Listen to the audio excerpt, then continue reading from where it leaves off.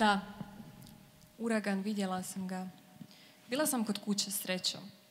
Bilo je poput tropske oluje, doslovno tropske oluje. Baš apokaliptično. Nikada prije nisam vidio tako nešto.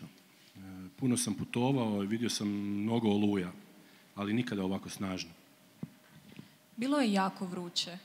Zrak je bio gust, ljepljiv. Bilo je gotovo kao da više nisam u Europi, nego da sam u Aziji ili negdje vrlo, vrlo blizu ekvatora. Za vrijeme oluje bio sam kod kuće i uživao u vjetru. Baš sam guštao, uživo gledati snagu prirode kroz prozor. Izgledalo je kao tropska oluja, a ne kao oluja u Hrvatskoj, koja ima ili bi trebala imati umjereno kontinentalnu klimu. Da, zadnjih par godina kao da smo u monsunskoj klimi. Prolazimo kroz duge periode kiše i još duže periode suše. Prošlog ljeta 3 dana je neprestano kišilo. Količina padalina je bila ogromna i vrućina je bila ogromna. Barem 10 dana temperature su bile oko 35-38 stupnjeva, stvarno nismo mogli disati, da bi se zatim spustila nevjerojatno snažna oluja. This summer we had a lot of a storm and every time there was that very high sensitivity air. Vjetar je bio užasno jak, vjerojatno zbog visokih nebodera koji su ga usmjeravali između njih. Parkiralište je bilo devastirano, iščupano drveće posvuda, prozori auta razbijeni. Bila sam užasnuta kad sam vidjela razmjere štete. Dizalice koje padaju, ljude koji ginu i tako dalje. Moj očuh je skoro poginuo, preživio za 60 cm. Nisam mislio nikada da ću se bojati kiše. Sada svaki put kad vidim jaku kišu na prognozi, na neki način osjetim neki tip straha. Još uvijek se nesvjesno bojimo. Taj osjećaj zapeo negdje duboko u našoj podsvijesti. Trudim se ipak da me takvi događaji previše ne pogađaju. Prirodnih katastrofa je bilo i bit će. Sad šta ih uzrokuje, to je sasvim drugo pitanje. A nije baš sve tako ni negativno. Stara trula stabla zamijenit ćemo sa 8000 novih. A i shvatili smo da priroda nije ukras, nego nešto s čime zajedno živimo. Oluja mi je otvorila oči. Bolje cijeniš stvari kad shvatiš koliko je naš okoliš ranjiv. Jer živimo zajedno s prirodom i trebamo brinuti o njoj. In Iran, every year everything is changed.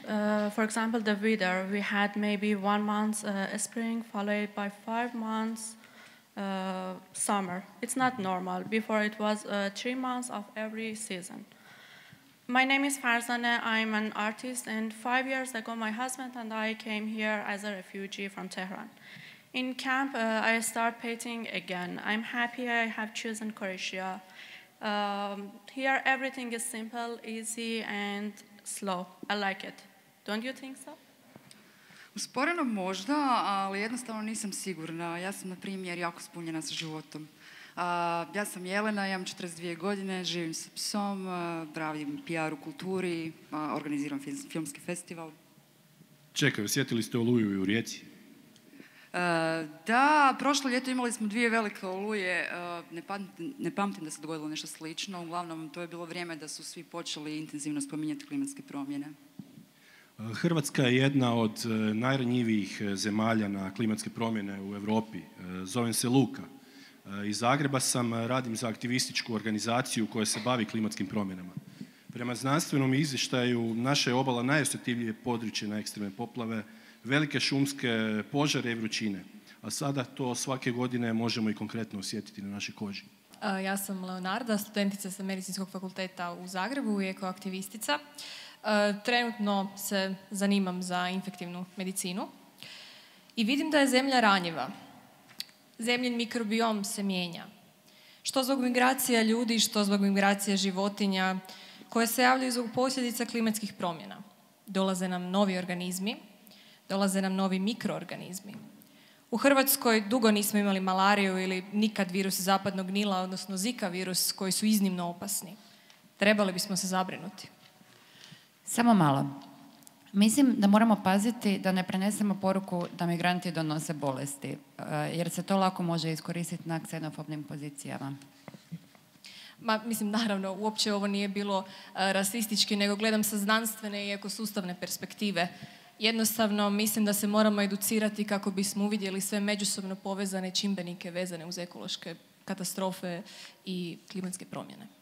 Da, možda u stvari bismo mogli zaključiti da smo toliko strašno ugrozili prirodu, toliko duboko ušli u svijet divljine da nam priroda uzvraća udarac, recimo kroz novi COVID virus, na primjer, što ga prenose šišmiši, divlja životinjica, čiji dom devastiramo, deforestirajući šume. I oni su, kao i mnoge druge divlje životinje, prisiljeni ulaziti u gradove, ne bi li pronašli nove izvore hrane. Priroda pokušava živjeti i preživjeti nas, a mi smo uništivači. Mi smo nakupina tumorskih stanica koja izrabljuje, okupira i ubija sve pred sobom, vjerujući u to da smo bogovi. Vjerujemo u to da smo bolji od biljaka i životinja, a zapravo smo poprilično istovjetni. Ja sam Hana Matović iz Samobora i evo imam 20 godina, sad imala sam rođendan prije 3 dana. Sretan rođendan! Hvala. Da, sad sam stara. Bog me, čekala sam taj 18. rođendan, dobrih 2-3 godine, da napokon postanem aktivist kakav sam htjela biti, jer eto, nitko ne zove maloljetnike na direktne nenasilne akcije. I sad imam dovoljno motivacije, ideja za nekakve aktivističke egzibicije. Ljudi ne žele znati za klimatske promjene jer je teško mijenjati. Lakše je reći, a šta je tu je, ne možemo tako i tako ništa promijeniti. A ja osobno želim pokazati ljudima da je aktivizam fora i da je to dio demokracije. Točnije, prosvjed je temelj demokracije. Pa je, da, no dosta je dobro proizašlo iz klimatskog aktivizma i još bi puno dobrog moglo tek proizaći. To je potentna priča, bar u tom takozvanom razvijenom svijetu.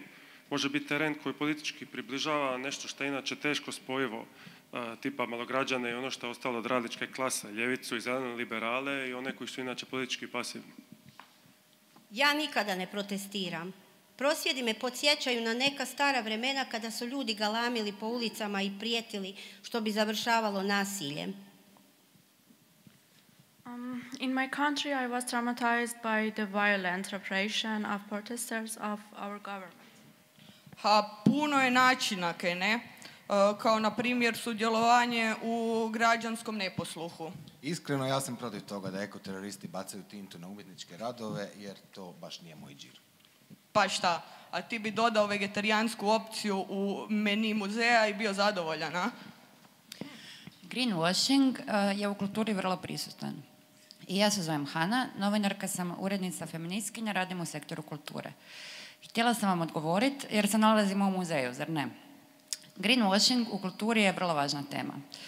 Jer ne bi se trebalo raditi samo o implementaciji manjih mjera, već o promjeni cijelog mentaliteta koji je u podlozi kulturne produkcije. Da, ali greenwashing je i kad institucije postave svugdje kante za reciklažu. A ja se pitam da li bi se i to dogodilo bez EU poticaja. Čisto sumnjam, a stvarni utjecaj je mali. Iskreno, koliko je ljudi zaista osjetljivo na ekologiju? Neki ljudi oko mene ne žele ni naučiti kako se reciklira. Mislim da kulturni sektor u cjelini treba imati ulogu u toj edukaciji i da mu treba ozbiljnog odrasta. Ali i to je prava borba. To nije lako. Da, teško je jer su institucije zapele u nekom prošlom dobu, ali vjerujem da ljudi mogu shvatiti i prihvatiti to. Jer ekologija ipak nije za elitu. Planiram putovati kroz Hrvatsku na monociklu i osvješćivati širu javnost o problemima klimatskih promjena. Ići ću svugdje i van Zagreba, po obali i po Slavoniji. Sad su svi događaji centralizirani u Zagrebu i to je po meni veliki problem. Isto je tako u kulturi. Kad usporedimo to što imamo danas s prošlim vremenima kad su i manja mjesta imala svoje kulturne centre, kad je postojala decentralizacija u praksi. Ljudima koji su danas, na primjer, u svojim 20-ima, mislim da je puno teže, pogotovo ako žive na periferiji. Slažem se s tobom. Siromašniji ljudi najsnažnije će osjetiti kolaps ekosustava, sigurno. Mi znamo jako dobro da čak ovdje u Zagrebu žive ljudi koji još uvijek nemaju tekuću vodu. Evo, baš u kvartu pokraj rijeke, Starom Trnju, u kućama radničkog susjedstva. No glavni zagrebački izvor vode je od Sljemenskih potoka, a zadnjih ljeta svjedočimo da zbog vrućina oni ozbiljno presušuju. Jer kad devastiraš Medvednicu, devastiraš i izvore vode. Jebeni kapitalizam. Zovem se Azra, ja sam multimedijalna umjetnica iz Zagreba. Evo, radim na projektu koji gleda na našu prekrasnu planinu Medvednicu i koju smo davno zaštitili kao park prirode. Ali kao i u većini šuma svijeta i ona je pod napadom ogromne sječe. Ono što je najsnažniji zvuk u šumama Medvednice danas je zvuk motorne pile. To je jednostavno strašno. Strašno, ali potpuno legalno. Nekad javna kompanija, čiji je zadatak brinuti se o šumama Hrvatske, danas je u nekakvom hibridnom obliku trgovačkog društva i mi nemamo javni nadzor nad njihovim radom. Dozvoljavaju sječu šuma, uglavnom za biomasu, i trupci se mahom izvoze upravo za Italiju. Zajedno sa svojim bratom i kolegom, Demirelom Pašalićem, umjetnikom, pokrenuli smo projekt Mi slušamo šume. Aktivistički ekološki projekt Slušaj šume. I think everything in nature has a voice. For me, nature is an inspiration. When I drawing, always it's a woman mixed with nature. This together for me means power. When I draw, I cannot hear anything else than the sounds of nature. I think this is a good thing for an artist. Nisam sigurna. Kad bi drveće stvarno pričalo, mislim da bi reklo vrlo jasno dosta je. Mislim da nas ne bi htjeli uništiti kao mi njih, jer ipak mi smo jedini koji uništavamo sve, ubijamo i ostavljamo groblje iza sebe. Mislim da kada bi naši mali mikroorganizmi mogli pričati, rekli bi nam vjerojatno da izbjegavamo stres i da održavamo dobro zdravlje. Nažalost, kada ljudi mi razmišljaju o prirodi, misle samo na svoj vrt ili na Sljeme, ali priroda je puno više. Mi jesmo priroda. Ona je u nama i izvan nas, zapravo je i cijeli svemir organizama u nama i na nama. Farzane, ti si umjetnica, zar ne? Ja sam čuvar u ovom muzeju i svaki dan gledam neka umjetnička djela. Volim umjetnost, glazbu, ali i sport, vožnju biciklom, trčanje, putovanja s prijateljima, krstarenje morima i rijekama. Voljela bi živjeti u Rovinju, a moja obsesija je učenje jezika. And what's your name? Zovem se Mirjana, imam licencu za turističkog vodiča za 7 arheoloških lokaliteta. Obožavam turizam, ali podržavam održivi turizam. Da, vjerojatno zato što trenutno 25% GDP-a dolazi od turizma. I vjerojatno, u stvari sigurno, bez njega kao država bismo bankrotirali. Bog, ja sam Marko, rođen sam dole na moru u Splitu, poslije sam se dosta selio. I ja sam rođen u Splitu, živim u Zagrebu, a moji su zapravo sa Visa. Drago mi je što smo se upoznali. Ja sam Hrvoje, imam 42 godine, član sam panela za odabir i monitoring europskih prijestolnica kulture, ravnatelj nove gradske javne ustanove u kulturi, a nešto i savjetujem ljude u Saudijskoj Arabiji da otvore svoje prvo art kino. Puno sam putovao po cijelom svijetu, ali ipak je za mene Split najljepše mjesto na svijetu. Ali nije mi to sad za romantiziranje nešto, znaš, ono priča, naš mali otočki raj, Bogu iza nogu. Stvari su jasne, Hrvatska je ekonomska periferija Unije, izvoz smo jeftine, a opet ono kao bijele i civilizirane radne snage za razvijene zemlje i otvoreno smo tržište za njihove proizvode. Sami smo se sveli na banana ekonomiju. Zbog obale to nas i zapada ta uloga da smo sezonski Disneyland. Mislim, to nam na kraju krajeva uništava i društvo i obalu. Pravo je. Ja mislim da postoji direktna veza između ekološkog kolapsa i turizma. Uzmimo na primjer stanovanje, evo širenje Airbnb-a zaista ubija socijalno tkivo gradova, ili uzmimo recimo prevelika opterećenja na vodovodne sustave u nekim malim obalnim zajednicama ili na kruzere koji direktno uništavaju obalu i utječu na migraciju čitavih vrsta u potrazi za hranom. Da ne govorim da sam negdje čitala da nafta od tih velikih brodova ostavlja jedan od najvećih ekoloških otisaka. Da, svi trebamo odlučiti kakvu ekonomiju želimo i trebamo. Recimo u Jugoslaviji imali smo razvijenu industriju i mnoštvo tvornica koje su proizvodile najrazličitije stvari. Uzmimo, na primjer, brodogradnju. To je industrija široke djelatnosti i traži ozbiljan know-how. Naravno, to nije, so to speak, čista industrija, ali mogla je biti. Danas je sve outsourcano, brodogradnja se preselila u Aziju jer je radna snaga jeftinija. Kapitalizam traži jeftine ljude, da se poslužim derogativnim terminom, i mi smo ostali bez tog know-howa. Ne proizvodimo u stvari više ništa, sve uvozimo. Ali razumijem šta hoćeš reći. Da bi izbjegli prekomjerni turizam, moramo zadržati određenu razinu proizvodnje. A kako bi obnovili stare i pokrenuli nove tvornice, to je neka druga priča. Zapadne zemlje imaju više iskustva u ekološkoj održivosti, a bome i više love. A je love, ali ono samo pitanje kako su ta sredstva akumulirana. Pa dobro, nećemo sad upirati prstom. Uvjeren sam da ekonomski rad može ići uz svijest o ekologiji. Znaš šta, nisam sigurna. Što se tiče mora i ribe, čini mi se da ne postoji dijeljena svijest o tome da previše iscrpljujemo taj naš resurs. Uglavnom se govori da nam prokleta EU nameće kvote i da ne možemo izloviti ribe koliko bismo htjeli, kako smo to prije radili po našoj tradiciji. Ja mislim da zapravo ljudi više razmišljaju o uništavanju tradicije nego o uništavanju naše bioraznolikosti. A gle, industriju treba transformirati. Ona bi trebala biti, kako, lijepo rečeno, čista, da ne ugrožava okoliš i planetu. I industrija treba biti u rukama ljudi koji u njoj rade. Dakle, treba nam kooperativa. Pitam se, smijem li reći samoupravljanje. I naravno, kao ljudi, kao civilizacija imamo osmišljen čitav niz rješenja za industrije koje ne zagađuju, koje čuvaju okoliš i koje s njim surađuju. A ništa, ekipa, ajmo, trebamo osvješćivati, trebamo promijeniti stajališta ljudi, jedan po jedan. Moram priznat, kad odem na cugu, često počnem pričati o politici, klimi i uz pivu, vrijeme i razgovor, ljudi počnu razumjeti što se stvarno događa svijetu. I da, želim reći da je u stvari vrlo cinično ustvrditi da je sve na nama kao pojedincima.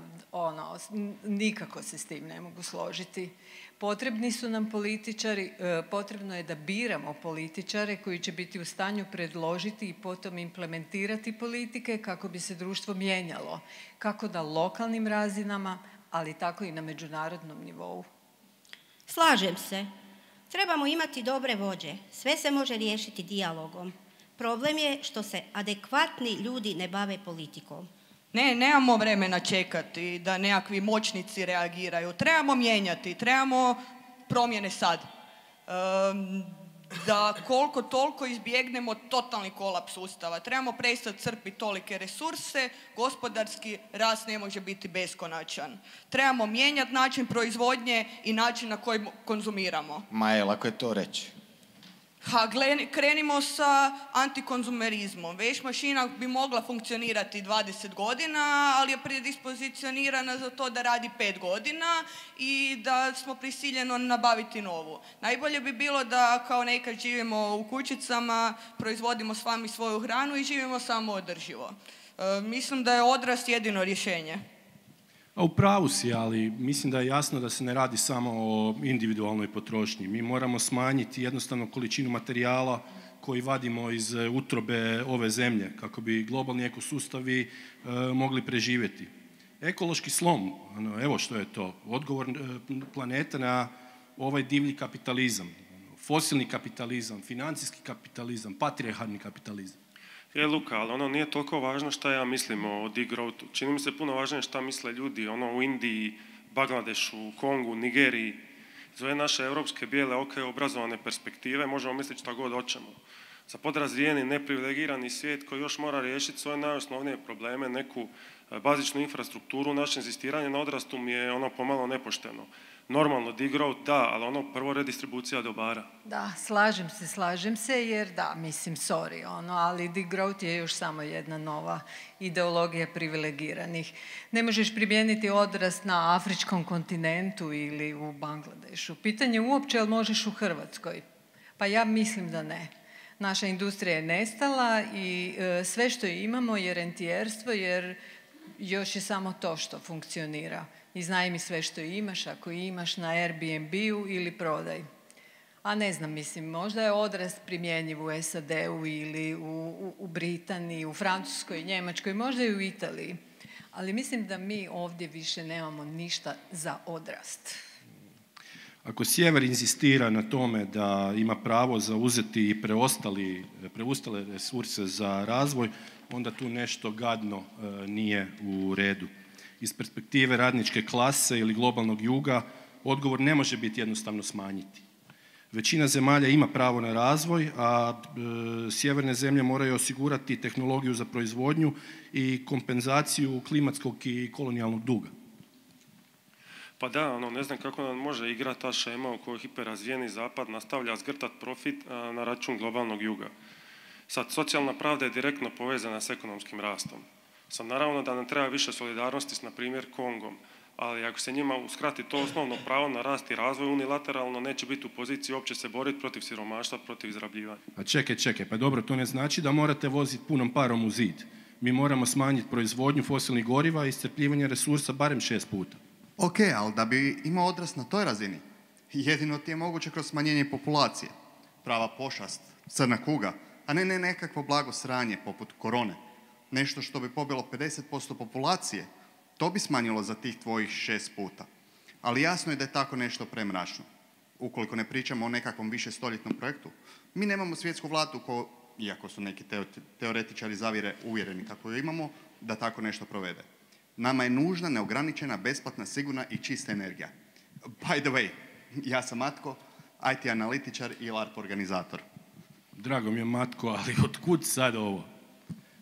Prije spominjanja ubijanja pola populacije, prvo smanjite potrošnju energije i prestanite vaditi naftu i ugljen. Zaustaviti naftu, ok.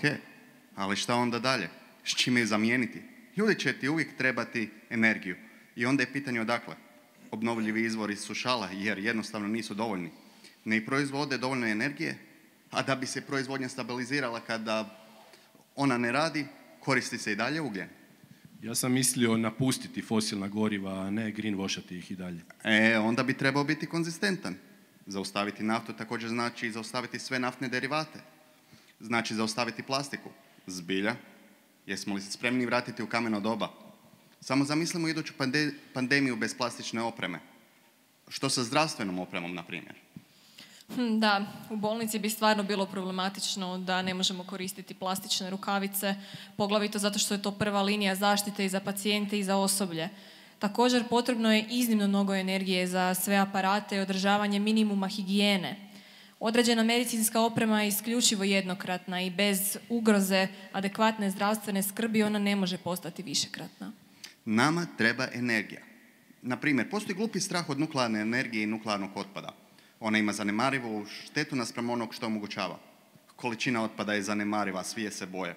A on se i onako može ponovno koristiti. Na primjer, za mamografe.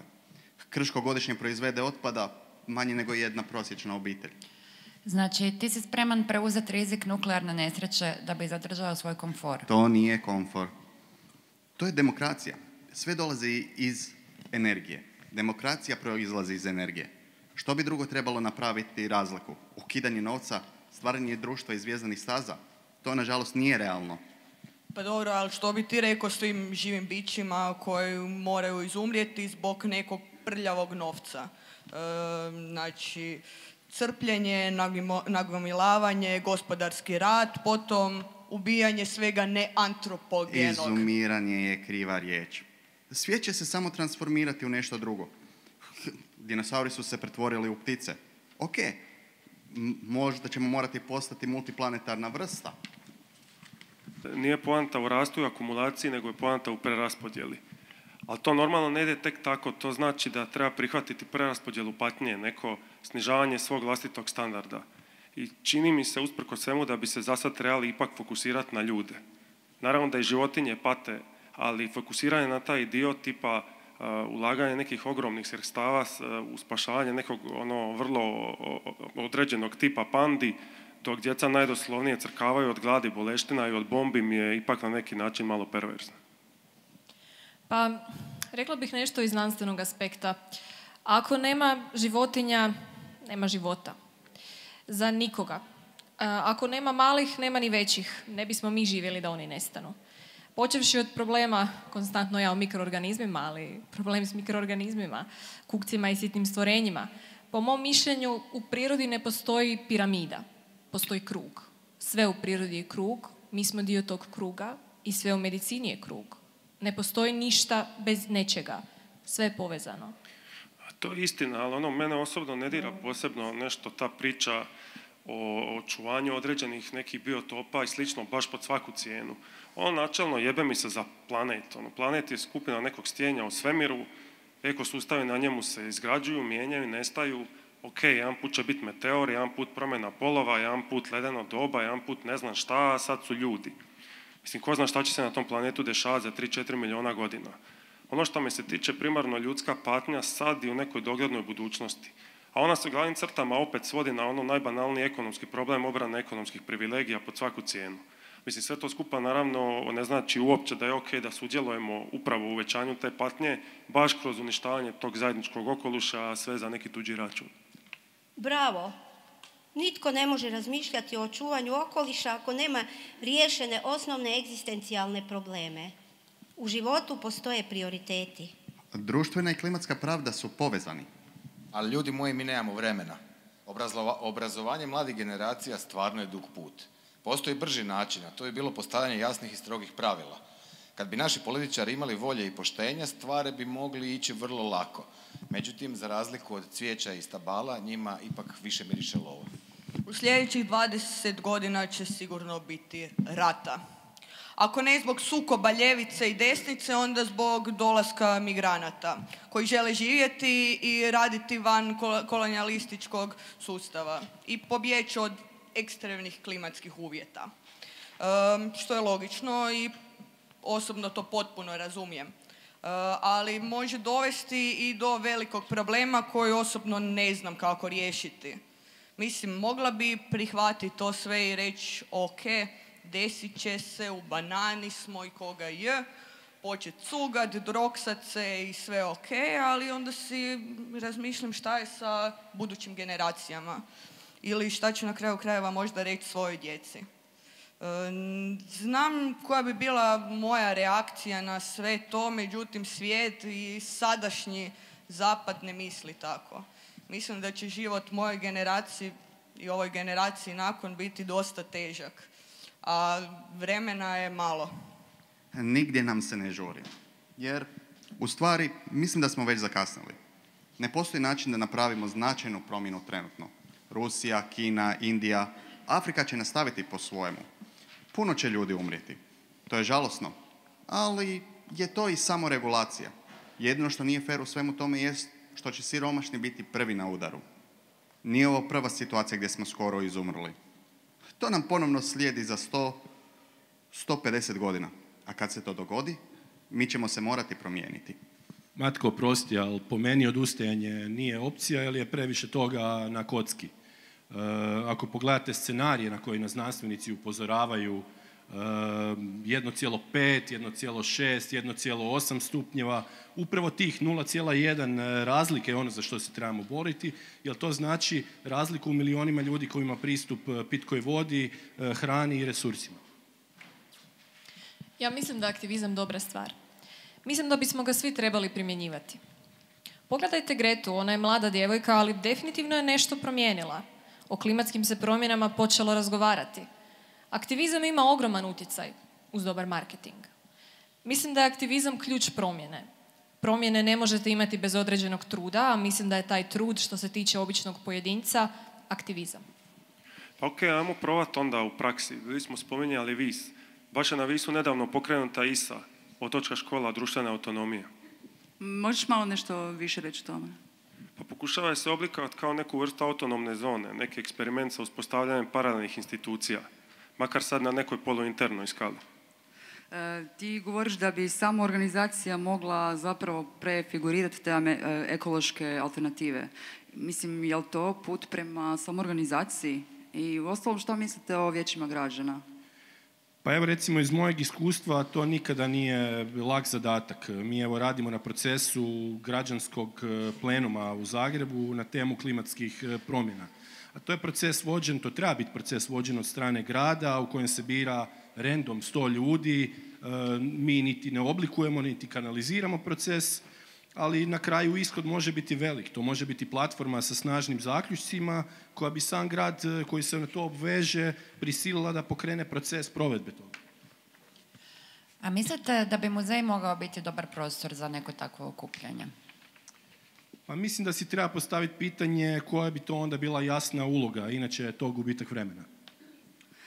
Samo da se malo vratim na ove klimatske promjene. Ja mislim da klimatske promjene nisu i ne mogu biti tema za vijeće građana. Mislim da lokalna vijeća građana ne mogu biti ta na koja pada odgovornost za rješavanje svjetskih problema i svjetskih tema.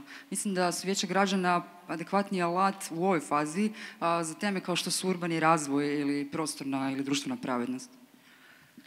Ne slažem se nužno. Mislim da participacija građana može biti iznimno bogata i važna i ne mora biti isključivo skupština građana.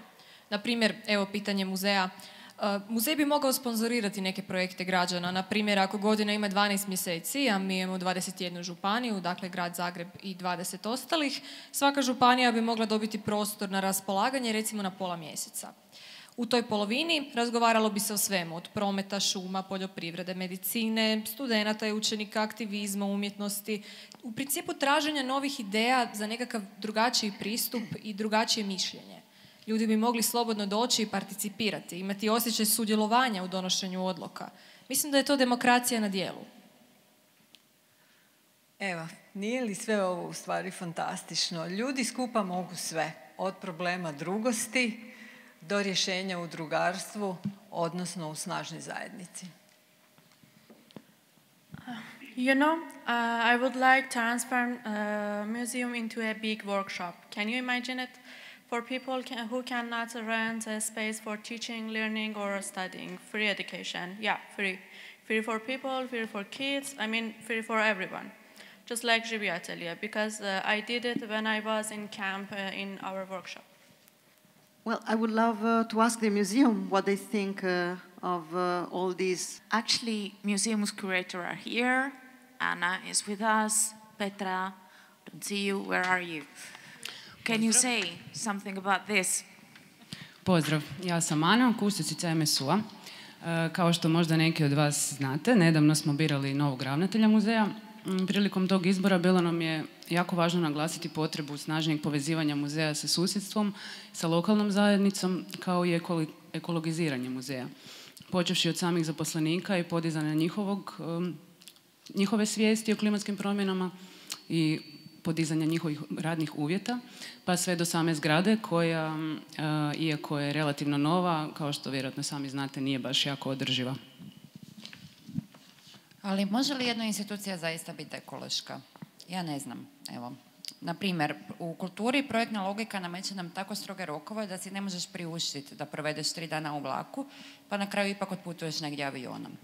I tako dalje, i tako dalje. Puno tog pritiska dolazi od donatora koji diktiraju pravila. Da, mi u narednim godinama planiramo razviti nove projekte za solarne panele i projekte za smanjenje ugljičnog otiska muzeja, pogotovo što se tiče potrošnje te električne energije koja je u ovoj golemoj zgradi zaista visoka. Ali realno trebaju nam barem 2 godine da neki konkretni koraci budu vidljivi. I u ovim teškim vremenima, nakon pandemije, potresa, novih ratova, pokušavamo se definirati kao muzej solidarnosti. No, otvaranje muzeja je, kao i sve drugo, jedan proces učenja. Muzej bi trebao imati prostor kao zelenu oazu, gdje bi se moglo okupljati građanstvo na raznim tematskim druženjima i razmjenjivati iskustva, ideje, čitati knjige, učiti. Na krovu bi se moglo posaditi mnoštvo bilja koje bi služilo kao hotel za pčele i vrt. Također, mogle bi se postaviti i vjetrenjače za proizvodnju energije, tako da zgrada bude samoodrživa. Hej svima, ja sam Petra, nova kustosica u MS-u. Nedavno sam počela raditi pa još upoznajem muzej. Mapiram resurse muzeja, što je ovdje, zašto je ovdje, kako se koristi ili kako se ne koristi. Mapiram zajednicu oko muzeja Kvart, cijeli Novi Zagreb, a pogotovo zajednice globalne većine. Taj proces traje. Neki ljudi nikad nisu bili u muzeju i čak i ako vjeruju meni, ne vjeruju nužno muzeju. Da, mogu zamisliti neku alternativnu uporabu prostora muzeja. Imam, na primjer iz riječkog MSU-a, preko puta kojeg je lani dnevno prolazilo ili se zadržavalo oko 200 migranata i kako je tad zapravo u tijeku bila baš jedna izložba koja se bavila migracijama. Jedan od radova je bio taj rad koji je sadržavao voće i povrće. Predložila sam da to voće i povrće dnevno nosimo migrantima na željeznički odvor preko puta i da, u muzeju su rekli da, ali onda se postavilo to pitanje procedure, ko će, kako će, kada će, u čemu će i mislim, premda ta hrana je na kraju stigla do migranata, zaista mislim da institucije, javne ustanove su jako nefleksibilne i inertne i zapravo mislim da realni život pretiče pored njih. Pa da, to je to nekako. S jedne strane se možemo igrati s tom idejom stvaranja nekih alternativnih institucija, a s druge svakako trebamo pokušati preuzeti i redefinirati one koje već postoje. Ali tko bi to trebao organizirati? Mislim, kako bi trebalo izgledati to neko alternativno muzejsko vijeće? Mislim da tu uvijek pojedinci preuzmu odgovornost, a ne sustavi. A bilo bi još značajnije da kulturne institucije koriste svoju vidljivost i mreže za širenje političke poruke. Pa da, u stvari ja smatram da bi institucije društva i državne institucije, umjetničke institucije mogle biti odlične platforme za promjenu društvene klime, no međutim... Institucije su prije svega konzervativne. One nisu agenti promjene, ali mogu biti množitelji sile, to svakako, force multiplieri, mjesta gdje ljudi mogu riskirati i propasti, ne uspjeti na neki siguran način. Ne vjerujem da će neka značajna promjena sustava doći iz umjetnosti. Možda iz kulture općenito, da, ako uključimo i življenu kulturu, popularnu kulturu, masovnu kulturu. Pa ništa, ekipa, ajmo okupirati muzej, a? Ajmo. Ljudi dosta komentiraju na društvenim mrežama, ali na ulici nemaju hrabrosti. Neki prosvjedi su kod nas čak i urodili plodom. Na primjer, prosvjed protiv projekta Manhattan na Savi, čiji je cilj bio očuvanje zelenih površina i šetnica. Može li netko natjerati muzej da se više izloži? Da riskira iskazujući politički stav? Političko pozicioniranje muzeja nije baš tako jednostavno. Financirani smo javnim novcima, što znači da smo financirani na lokalnoj i na nacionalnoj razini. Trenutno lokalna razina je lijevo, nacionalna je desno. Mi konstantno balansiramo između dva financijera i tako reći često dvije suprotne strane. Ugošćujemo progresivne i provokativne programe koji često nemaju ideološku podršku ne samo financijera, nego i šire publike. Recimo, nedavno smo održali panel o radnim uvjetima umjetnika i kulturnih radnika u muzeju, koja je vodila udruga Blok, koja je bila onako jedan dobra prilika da svi kažu svoje mišljenje u ovom prostoru. To je bila diskusija o političkom aktivizmu i umjetnosti. Puno kulturnih radnica i kustosica i umjetnica jedva su dočekale svoju priliku da se izravno obrate muzeju kao pozicije moći. Da, za mene je ovo bila jedna od najvažnijih intervencija koje sam vidjela u MS-u i nisam mogla vjerovati da se muzej izložio na taj način. O preuzimanju rizika možda je najbolji primjer izložba Sanje Iveković koja se nedavno zatvorila i čiju smo skulpturu Rose Luxemburg postavili ispred muzeja koju još uvijek možete vidjeti, a na koju su reakcije javnosti bile poprilično snažne. Naime, u noći sa 22. na 23.6. na dan antifašističke borbe su ju išarali grafitima koji su imali grozne slogane na sebi poput smrt ljevici i sl. Tako da mislim da imamo jako veliku ulogu u očuvanju antifašizma i slobode nekih osnovnih ljudskih prava. A što sad radite? Evo, nedavno smo organizirali Dan solidarnosti s Palestinom. Na stranici muzeja objavili smo video snimke razgovora sa ljudima iz Hrvatske palestinske zajednice i to je jedino mjesto na hrvatskom internetu na kojem se tako nešto može vidjeti. Pozvali smo palestinsku zajednicu da dođe jer trebamo od MSU-a učiniti primjer za ostale kulturne organizacije. Dosta je tišine. Mi prekidamo tišinu. Inicijativa za slobodnu Palestinu Na poziv Instituta za radikalnu imaginaciju, u Muzeju suvremene umjetnosti danas ovdje u Zagrebu prekida tišinu. Razgovor o klimatskim promjenama nije moguć bez razgovora o društvenoj pravdi. Razgovor o fašizmu nije moguć bez razgovora o kapitalizmu. Razgovor nije moguć bez prekidanja tišine i vraćanja glasa i dekolonijaliziranja. Danas dekolonijaliziramo jezik tako što čitamo tekst "Što te nema" na arapskom. Nagam Nader. يسود الصمت طويلا وكلما طال أمده أصبح أكثر إقناعا. يرتدي أقنعة مختلفة ونحن نعرف كل واحد منهم. نحن صامتون لأننا لا نفهم ما نرى، ونحن صامتون لأننا نتجنب الفهم، لأن الفهم يفرض علينا التزاما جديدا. نحن صامتون لأننا لا ننظر إلى هذا الجانب، إذ أن النظر إليه يعني أيضا الإقرار بما يحدث، وهذا يتطلب مسؤولية أيضا. نحن صامتون لأننا لا نحمل الآخرين المسؤولية، حيث سيتعين علينا أن نتحملها بأنفسنا. نحن صامتون لأن الكثيرين من حولنا صامتون، لأننا نشعر بالخجل، لأننا ربما لم نستخدم أبدا صوتنا لصالح الآخرين. نحن صامتون ونثابر على هذا الصمت لأنه يمنحنا أمان الأغلبية الصامتة التي تعيش بين جدرانها الأربعة إن وجدت بالطبع. الصمت أدب ولا نريد أن نكون وقحين. الصمت جميل بما فيه الكفاية.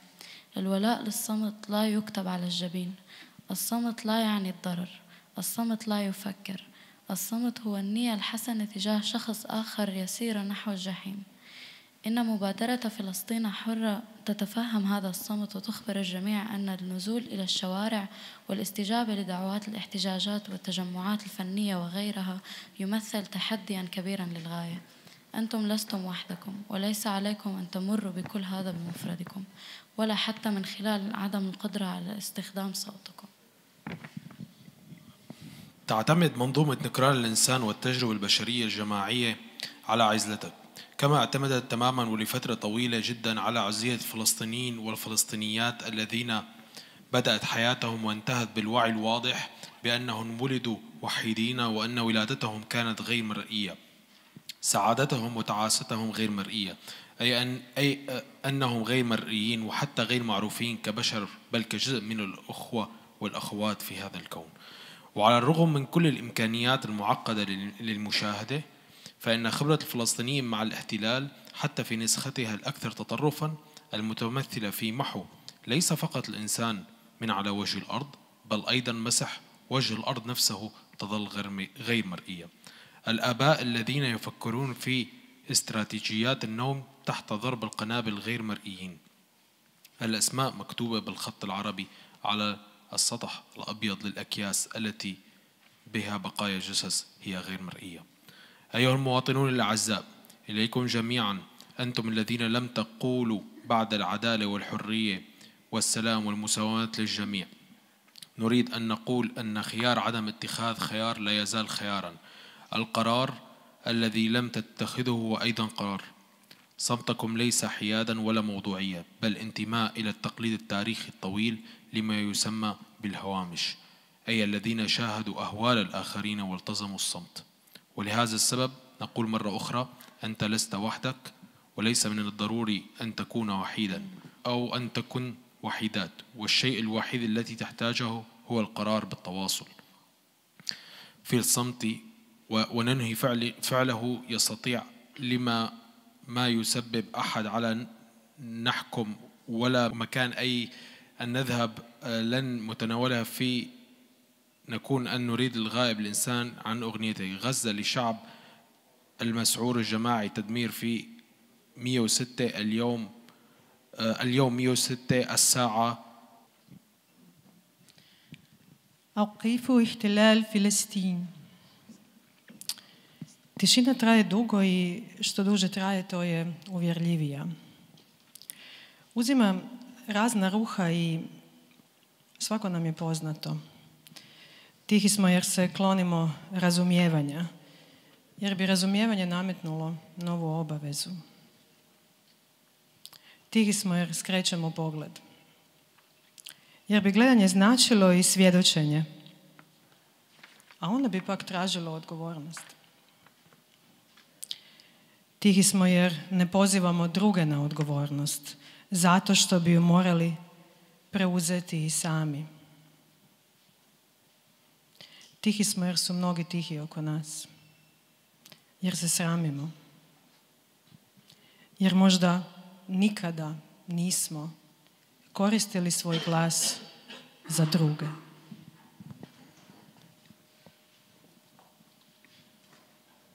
Tihi smo i istrajavamo u toj tišini jer nam pruža sigurnost tihe većine koja živi unutar svoja 4 zida, ukoliko ih dakako ima. Tišina je pristojna, a mi ne želimo biti nepristojni. Tišina je dovoljno ugodna, lojalnost tišini ne piše na čelu. Tišina ne misli zlo, tišina ne misli. Tišina je dobra namjera na putu do duđeg pakla.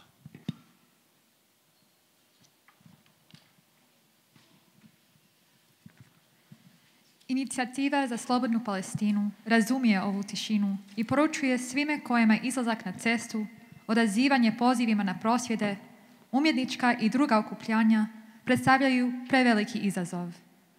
Niste sami i kroz sve ovo ne morate prolaziti sami, čak ni kroz nemogućnost korištenja vlastitog glasa. Sustav negacije čovjeka i kolektivnog ljudskog iskustva računa na vašu izoliranost. Kao što je dugo, predugo računao na izoliranost Palestinki i Palestinaca kojima je život počinjao i završavao u posve jasnoj svijesti da su rođeni sami, da je već sami čin njihovog rođenja bio nevidljiv. Nevidljiva je njihova sreća kao i nesreća. Nevidljivi su i čak nepoznati kao ljudi, kao dio pobratinstva i posestrimstva u svemiru. Usprkos svim sofisticiranim mogućnostima svjedočenja, palestinsko iskustvo okupacije, i to u svojoj najradikalnijoj verziji, izbrisa ne samo ljudi s lica zemlje, već i samo lice zemlje ostaje nevidljivo. Roditelji koji razmišljaju o strategijama uspavljivanja djece pod bombama nevidljivi su. Imena ispisana na arapskom pismu na bijeloj površini vreća s posmrtnim ostacima nevidljiva su. Poštovane zemljakinje i zemljaci, svi vi koji još uvijek niste rekli pravda, sloboda, mir, jednakost za sve, želimo reći da izborne preuzimanje izbora je i dalje izbor. Odluka koju nismo donijeli također je odluka. Vaša tišina nije neutralnost ili objektivnost, već svrstavanje u dugu povijesnu tradiciju takozvanih bystandera, odnosno onih koji su promatrali užase nad drugima i ostajali nijemi. Zato poručujemo još jednom, niste sami, ne morate biti sami i biti same. I jedino što treba jest odluka o pruženju ruke. Mi kanimo biti na njezinom dohvatu. Nikuda ne idemo i nikome ne sudimo zbog onoga što ne može, a tišinu u ovome času, na 106. dan bjesomučnog kolektivnog uništenja naroda Gaze, dokidamo pjesmom o čovjeku kojeg nema.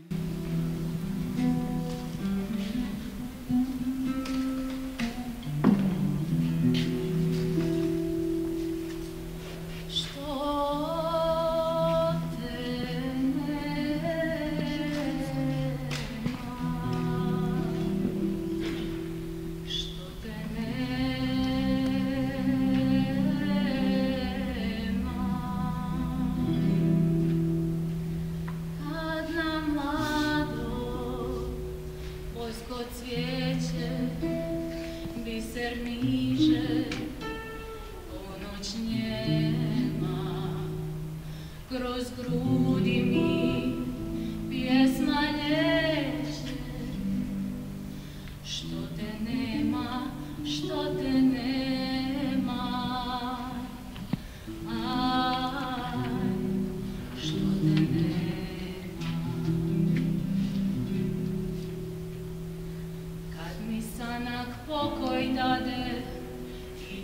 Duša se miru sprema, iz srca se glasa krade, što te nema, što te nema. Aj, što te nema. Procvjetala svaka staza, ko što bježe divnih dana. Po ružama iznad prska, bistra voda šadrmana. Aj, šadrmana. Po ružama iznad prska, bistra voda šadrmana. Aj, šadrmana. I u času ujne sreće, i kad tuga usta sprema, moja ljubav pjesmu kreće, što te nema, što te nema. Moja ljubav pjesmu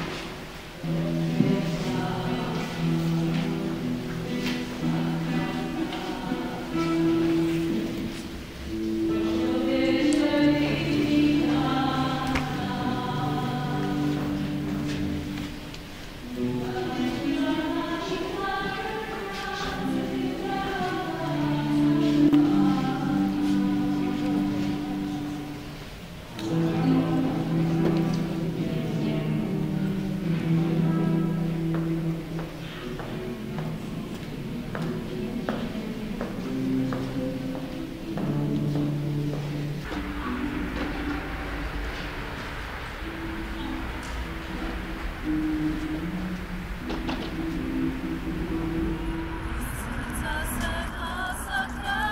što te nema, što te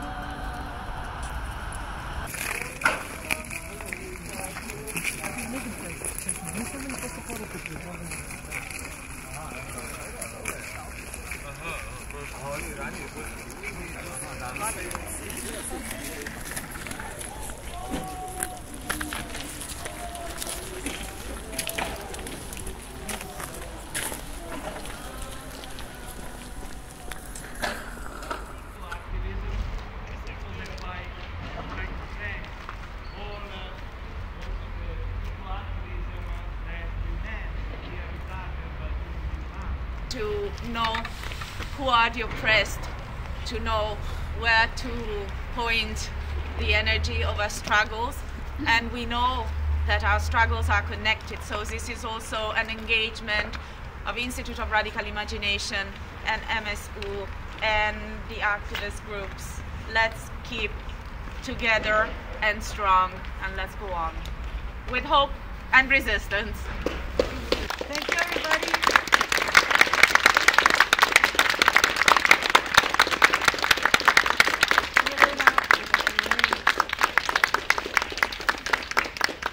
Thank you all for coming out with this weather. And also that this image stitching on the museum is going to last. Okay? But it's up to you.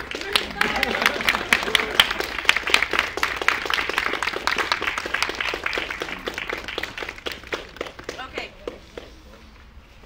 Let's go in.